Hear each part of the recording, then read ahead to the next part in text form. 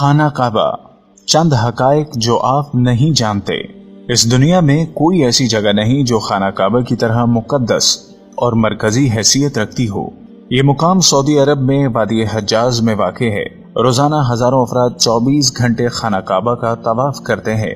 خانہ کعبہ کی مقدس تصاویر لاکھوں گھروں کی زینت ہیں اور کروڑوں مسلمان اس مقام کو اپنا قبلہ تسلیم کرتے ہوئے اس کی جانب رخ کر کے 5 وقت کی نماز ادا کرتے ہیں۔ خانہ کعبہ مکعب کی شکل میں تعمیر ہونے کے ساتھ ساتھ تاریخ کے آئینے میں انتہائی خاص مقام کا حامل بھی ہے۔ یہاں ہم خانہ کعبہ کے متعلق چند ایسے حقائق پیش کریں گے جن سے بہت کم لوگ واقف ہیں۔ خانہ کعبہ کئی مرتبہ تعمیر ہو چکا ہے۔ خانہ کعبہ جس طرح آج ہمیں نظر آتا ہے یہ ویسا نہیں ہے جو حضرت ابراہیم علیہ السلام اور حضرت اسماعیل علیہ السلام کے دور میں تعمیر ہوا تھا۔ وقت کے ساتھ پیش آنے والی قدرتی آفات اور حادثات کی وجہ سے اس کو دوبارہ تعمیر کرنے کی ضرورت پڑتی رہی ہے۔ بے شک ہم سب جانتے ہیں کہ خانہ کعبہ کی دوبارہ تعمیر کا ایک بڑا حصہ نبی کریم صلی اللہ علیہ وسلم کی زندگی میں نبوت ملنے سے قبل ممکن ہو چکا تھا۔ یہ وہ وقت تھا جب نبی کریم صلی اللہ علیہ وسلم نے ایک بڑی خون ریزی کو اپنی دور اندیشی سے روکا تھا۔ ایک بڑے کپڑے میں حجر اسود کو رکھ کر ہر قبیلے کے سردار سے اٹھوایا تھا۔ اس کے بعد آنے والے وقت میں کئی مرتبہ خانہ کعبہ کی تعمیر ہوتی رہی ہے۔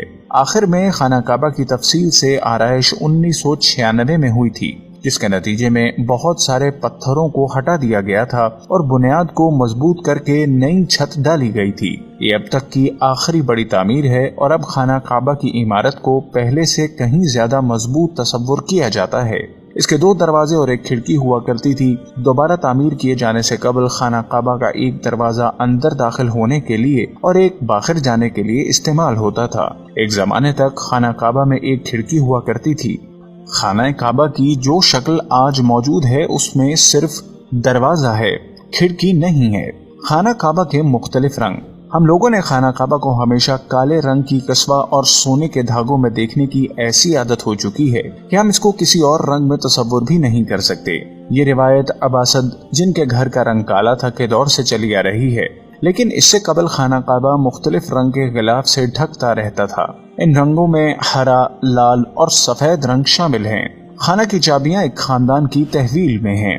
فتح مکہ کے وقت نبی کریم صلی اللہ علیہ وسلم کو خانہ کعبہ کی چابیاں دی گئی تھیں، لیکن بجائے اس کے کہ آپ صلی اللہ علیہ وسلم یہ چابیاں اپنے پاس رکھتے، آپ صلی اللہ علیہ وسلم نے یہ چابیاں بنی شائبہ خاندان کے عثمان بن طلحہ کو واپس کر دیں۔ اس وقت سے آج تک وہ ان چابیوں کے روایتی رکھوال ہیں اور نبی کریم صلی اللہ علیہ وسلم کے نادر الفاظ کی روشنی میں یہ چابیاں ہمیشہ ان کے پاس ہی محفوظ رہیں گی۔ اے بنی طلحہ، یہ چابیاں روز قیامت تک تیری تحویل میں رہیں گی، سوائے اس کے کہ زور زبردستی تجھ سے غیر اخلاقی طریقے سے چھین لی جائیں۔ پہلے خانہ کعبہ عوام کے لیے کھلا رہتا تھا۔ پہلے خانہ کعبہ ہفتے میں 2 مرتبہ عوام کے لیے کھلا ہوتا تھا اور کوئی بھی خانہ کعبہ کے اندر داخل ہو کر عبادت کر سکتا تھا، لیکن موجودہ زمانے میں زائرین کی تعداد زیادہ ہونے اور دوسری وجوہات کی بنا پر خانہ کعبہ کو اب سال میں صرف 2 مرتبہ کھولا جاتا ہے اور اس میں صرف اعلیٰ شخصیات اور خاص مہمان ہی داخل ہو سکتے ہیں۔ خانہ کعبہ کے آس پاس تیراکی کی جا سکتی تھی۔ خانہ کعبہ کے وادی کے نچلے حصے میں ہونے کی وجہ سے دیگر مسائل میں سے ایک مسئلہ یہ تھا کہ جب بارش ہوا کرتی تھی تو وادی میں سیلاب آ جاتا تھا۔ یہ مکہ جیسے شہر کے لیے کوئی انوکھی بات نہیں تھی، لیکن یہ بات دوسرے مسائل کی وجہ بنتی تھی۔ اس وقت یہاں سیلاب کی روک تھام اور نکاسی آب کا نظام موجود نہیں تھا۔ بارش کے آخری دنوں میں خانہ کعبہ پانی میں آدھا ڈوبا رہتا تھا۔ کیا اس وجہ سے طواف کعبہ رکا؟ ہرگز نہیں۔ مسلمانوں نے کعبہ کے ارد گرد تیراکی شروع کر دی تھی۔ تزئین و آرائش کروانے والے حکمرانوں کے نام کی تختی۔ کئی سال تک بہت لوگ اندازہ لگاتے رہے کہ خانہ کعبہ اندر سے کیسا نظر آتا ہے۔ دوسری اور تیسری معلومات کے ذریعے کے مطابق وہ لوگ خوش نصیب ہیں جن کو خانہ کعبہ کے اندر داخل ہونے کی سعادت ملی، اور ایک خوش نصیب وہ ہے جس کو تصویر بنانے کا موقع ملا اور لاکھوں لوگوں نے یہ تصویر انٹرنیٹ پر آن لائن دیکھی۔ خانہ کعبہ کا اندر کا حصہ سنگ مرمر اور ہرے رنگ کے کپڑے سے ڈھکا ہوا ہے۔ جس دور کے حکمران نے خانہ کعبہ کی دوبارہ آرائش کروائی، اس نے خانہ کعبہ کے اندر اپنے نام کی تختی بھی لگوائی۔ خانہ کعبہ کی تعداد 2 ہے۔ خانہ کعبہ کے بالکل اوپر جنت میں خانہ کعبہ موجود ہے۔ اس کا ذکر قرآن پاک میں بھی آیا ہے اور نبی پاک صلی اللہ علیہ وسلم نے بھی اس بات کی نشاندہی کی ہے۔ اللہ کے نبی صلی اللہ علیہ وسلم نے واقعہ معراج سناتے ہوئے فرمایا، جب مجھے بیت المعمور اللہ کا گھر دکھایا گیا تو میں نے حضرت جبرائیل علیہ السلام سے پوچھا۔ انہوں نے جواب دیا، یہ بیت المعمور ہے جہاں 70,000 فرشتے روزانہ اللہ کی عبادت کرتے ہیں، اور جب وہ یہاں سے جاتے ہیں تو واپس نہیں آتے، ہمیشہ نیا دستہ آتا ہے۔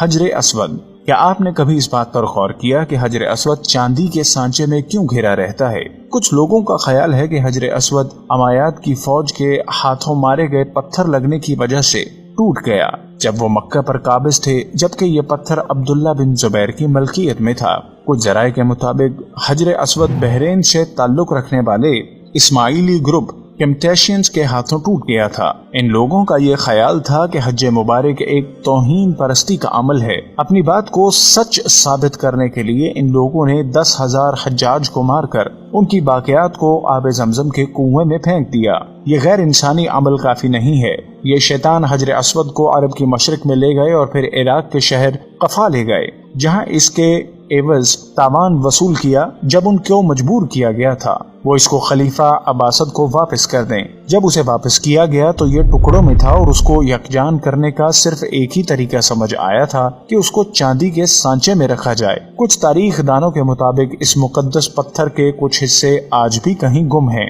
خانہ کعبہ مکعب کی شکل کا نہیں۔ مکعب کی شکل سے مشہور خانہ کعبہ دراصل مستطیل کی شکل کا ہے۔ خانہ کعبہ کبھی بھی مکعب کی شکل کا نہیں تھا۔ اس کے اصل زاویے کے مطابق ایک آدھا گول حصہ ہے جس کو حجرہ اسماعیل کہا جاتا تھا۔ نبی کریم صلی اللہ علیہ وسلم کو نبوت ملنے سے پہلے جب خانہ کعبہ کی دوبارہ تعمیر ہوئی تھی تب قریش نے اس بات کی حامی بھری تھی کہ وہ حلال کمائی سے ہی اس کی تعمیر مکمل کریں گے۔ اس کا مطلب یہ ہوا کہ جوئے، لوٹ مار، جسم فروشی اور سود جیسے حرام کاموں سے کمایا ہوا پیسہ استعمال نہیں ہوگا۔ قریش اتنے امیر تجارتی شہر میں ہونے کے باوجود اتنی رقم جمع کرنے میں ناکام ہو چکے تھے جو خانہ کعبہ کی تعمیر اس کی اصل سائز اور رقبے کے حساب سے کر سکیں۔ انہوں نے خانہ کعبہ کی چھوٹی عمارت تعمیر کی اور اس کی دیواریں مٹی کی اینٹوں سے بنائیں جس کو حجر اسماعیل کہا جاتا ہے، حالانکہ اس کا حضرت اسماعیل علیہ السلام سے کوئی تعلق نہیں، جو کہ خانہ کعبہ کے حقیقی قطر کی جانب اشارہ کرتی تھی۔ اپنی زندگی کے آخری حصہ میں حضرت محمد صلی اللہ علیہ وسلم نے خانہ کعبہ کی دوبارہ تعمیر کا ارادہ کیا تھا، مگر یہ عظیم فریضہ سر انجام دینے سے پہلے ہی آپ صلی اللہ علیہ وسلم جہان فانی سے کوچ کر گئے۔ خلیفہ عبداللہ بن زبیر کے دور حکومت کے چند سال کے مختصر وقفے میں خانہ کعبہ اپنی اسی شکل میں موجود تھا جس میں نبی صلی اللہ علیہ وسلم نے دیکھا تھا۔